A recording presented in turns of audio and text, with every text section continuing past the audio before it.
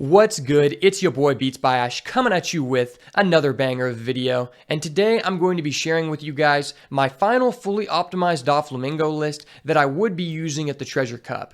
Unfortunately, I entered the game after the point of registration for these series of events, so I'll be unable to attend the main event this time around. I will still be attending the Dallas-Fort Worth Treasure Cup, so if you see me there, make sure to say what's up. I really enjoy meeting all of the awesome members of this community, and I'm super excited for that.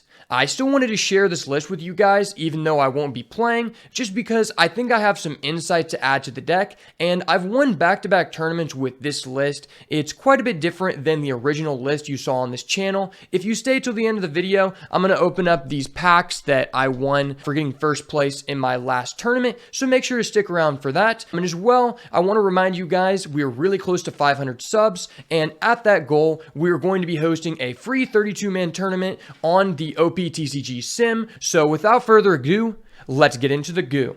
Okay, so starting off, I play 4 Perona, 4 Doflamingo, standard, and then 3 copies of Sentimaru. So the reason I play Sentimaru is because with 11 starter cards, we have a 72% chance to open up at least one starter without using the mulligan aspect of the game, which is really important to me because in one of my most recent tournaments where I went 4-0, I only opened up one of these 2 searchers in my starting hand while using the mulligan 1 out of 4 matches. And I still won all of those matches because I saw this card. Essentially, our leader ability, if everything goes right, is allowing us to pay 3 Dawn to summon a 5k attacker that comes into play tap. Whereas this card can be honestly better than that ability in some cases. We're paying 3 Dawn to summon a 6k attacker untapped, which I find extremely relevant versus green because the way that you beat green is by developing as many high character attack bodies on the field as possible before those key 10 Dawn turns where our opponent can put down 8 cost kid.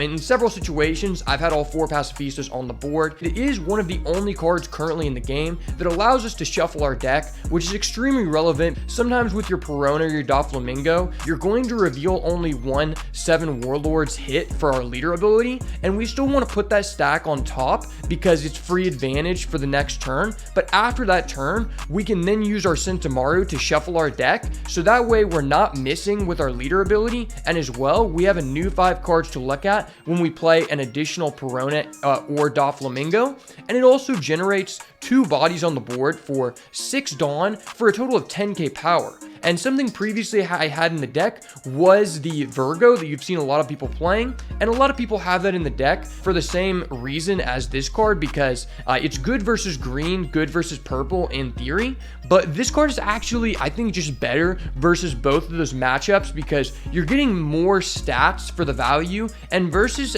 purple, this card is just an infinite value machine, and shuffling your deck is just incredibly high utility because it allows us to search for those key cards like Mihawk in the later turns where we need that against green and purple. So 11 starter cards, I think it's extremely nice because my goal with this build is to be able to play the game, because if you're not being able to use your leader ability every turn, you're ultimately going to lose. I'm going to just briefly go over the non-7 Warlords. So 2 Jinbei, 4 Pacifista, obviously because we're playing the Sentimaru. This card is just so integral. Every time you have this, you cannot discard it for counter because you either have a Kuma or you're going to recycle a Kuma with a Mihawk, and ultimately people just can't play around your Kuma because you're just applying too much pressure. And if you go against Kaido and you're able to keep your Kuma on the board past turn 4, you automatically win the game because even if they play 10 cost, you're still establishing 2 attackers on the following turn, and they guaranteed have no Dawn available to play any events, which are most of their sustainability in the deck. They're usually at 1 or 2 life at this point, and you're either putting them at 0 or killing them because they also don't have any Dawn to establish a blocker. So overall, I think that in this list,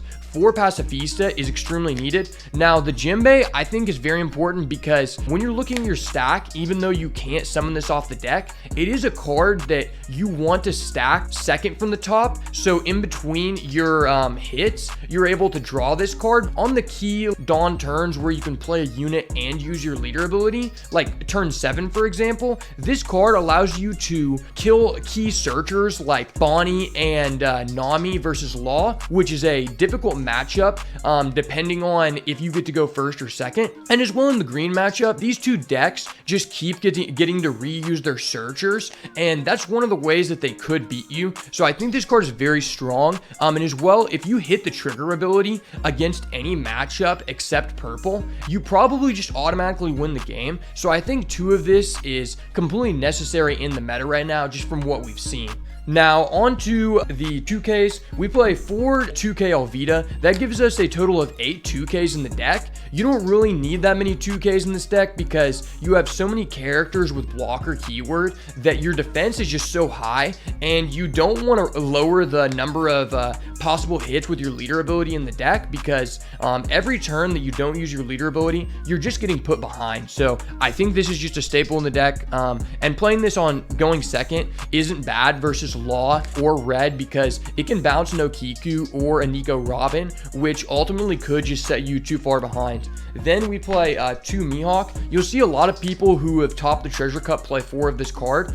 Personally, I just think we have so much cycling that you're able to access this card when you need it, and I don't like having too many cards in the deck that have no counter because you need to have counter in hand in the early to mid game so that you can protect your key cards like Boa and Kuma, because if you don't, then you're just losing those attackers on board, and later in the game you just don't have the same possible ability as other strategies to put out multiple units on the board in one turn. And when you don't have so many attacks going as you would like to, then you just get too far behind. So I think 2 is completely fine. Could bump this up, but honestly, I just don't think you need it. I've never really needed it, and the only reason this card's even good is because you can target 5-cost Law and 5-cost Queen.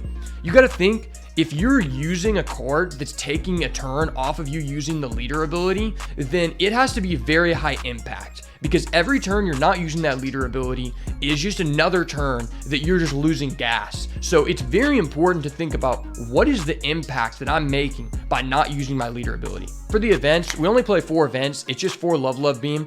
I think that currently every deck should play 3 to 4 4K counters. Once you get to 10 Dawn, 4K counters are just so integral when your opponent is consistently hitting for 7K. So I think the reason I wanted 4 instead of 3 like some other strategies is just because we have so much ability to look at the top of our deck and gain information that sometimes you can stack multiple copies of this in a row, and then like if you're going in someone like Kaido, they might think that they have kill potential on you with like a 9 or 10 cost Kaido, and you can just counter for 8 or 12, and that gets you to the next turn and you have lethal. So overall, I think this is the best 4K counter in the game. I'm not really a big fan of Desert Spada because I just don't really think that it has a high enough impact to make me want to use 1 Dawn, and I think that really like the deck has enough cycling and enough starter cards with the addition of Sentomaru that we don't really care about rearranging the top 3. I'm going to order these Warlords in the order of the best cards to summon. So number 1, Kuma,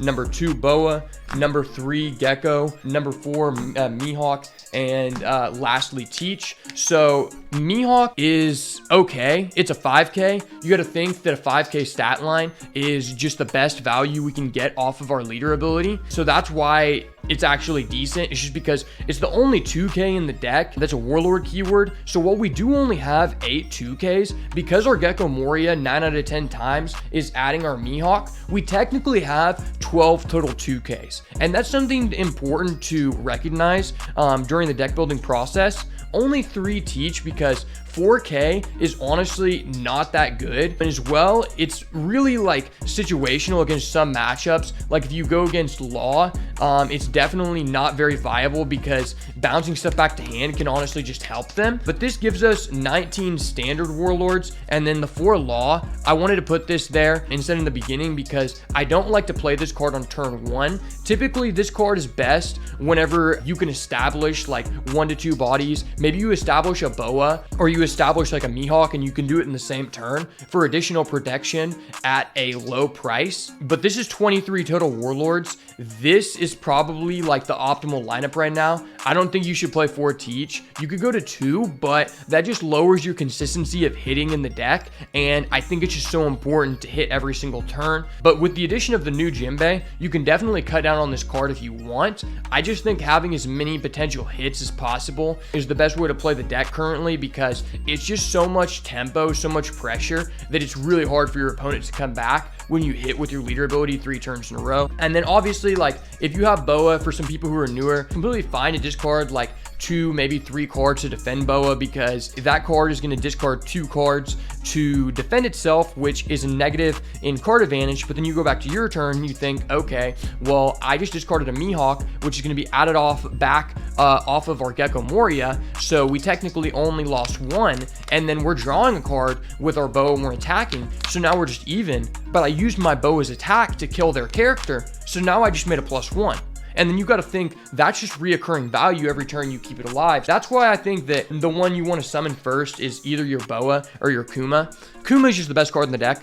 Think about this card as a 4-cost kid in some matchups. If you have this on the board versus purple, you probably just win if you have access to at least 1 Pacifista. And since we have 3 Sentomaru, later in the game, we can just remove our Sentomarus from the deck after we've already used Kuma. So it doesn't really have a depreciating value. And that's why I'm fine playing 4 Pacifista. Now, that's going to be all for the deck. I think overall, the advantages of this deck are if you see only red, only purple, you are going to win. You should really never lose versus red or purple by variance pretty much every time.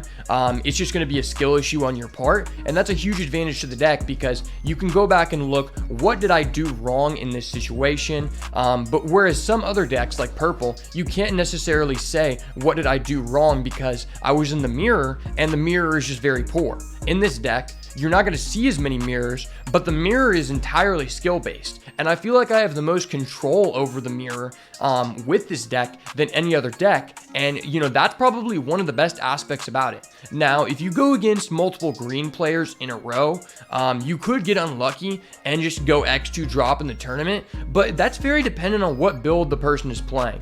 In my opinion, if you go against someone who is playing the 4/8 cost kid build, which is very standard, but if they're also playing 3 to 4 Punk Gibson, it's almost impossible for you to win unless you go first and you just curve out no matter what build you play.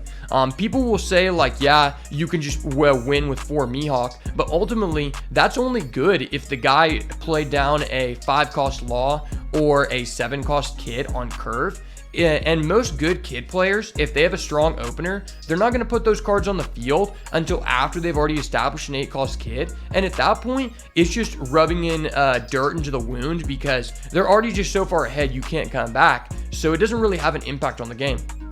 And that's why I don't like running like maximum copies Mihawk or even 7-cost Doflamingo, because, you know, those are really the only good targets for those cards. And 7-cost Doflamingo, you know, specifically, I was running 1 before, and I just realized the reason I was running 1 was because it's only good if you already know you're going to have access to Mihawk on the following turn. You're bouncing their thing they just played on curve on 7 Dawn, then on 9, you're removing entirely. So I just thought about it, I'm like, wait, I don't want to have this card in my deck that's specifically for this other card. Even if you can get access to that combo a good amount of time, you know, what if they just don't play it on curve and you have too many cards with no counter, you can't protect your 5Ks, then you're just going to end up losing because you get too far behind on board. Now I'm just going to go ahead and open these packs for you guys. Hopefully we can pull an Altar Boa, you know, that'd be freaking nice. I have yet to pull anything good in this pack, so hopefully we get an Altar Boa or an Altar Doffy.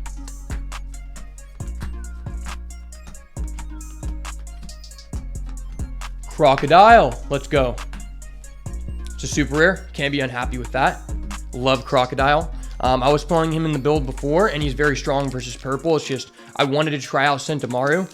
Fun fact about Crocodile is that it's the only 7-cost card in the game or higher that's like very impactful that also has a counter, specifically in blue. You know, and that's what's really good about it. So versus red in aggro matchups, you can discard it, but versus control, you know, it's there when you need it. So that's a good reason to play it if you want to. and we get a leader and a Gecko Moria and a Jack.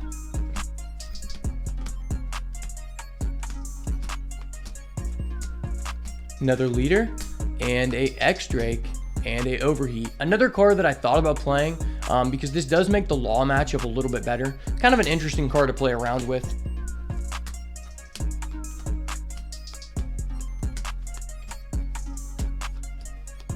Doflamingo, okay, and we get an X-Drake. Nothing really too good, still just a fun thing to do on the end of the video. Thank you so much for reaching this far. I really appreciate it. Make sure to smash the like button and let me know down in the comments what you think about this build. If you have anything to add to what I said, I would love to hear it in preparation for some of these bigger tournaments. And get ready to see my new build with the promo pack Djembe that I have coming in once that's out. Super excited to see what kind of success I can see with the build going forward. And as always, if it's not the slime, I don't got the time. Peace.